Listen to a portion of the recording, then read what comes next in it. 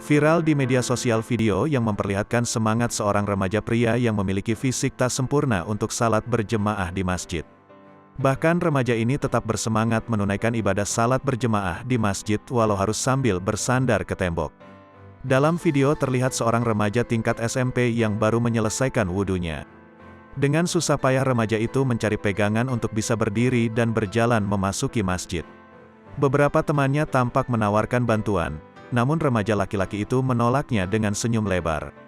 Ia terlihat berusaha untuk bisa mengatasi situasinya sendiri. Video memperlihatkan suasana di dalam masjid. Remaja itu terlihat berusaha keras untuk melakukan salat selayaknya orang sehat, meski ia harus bersandar di tembok ketika berdiri.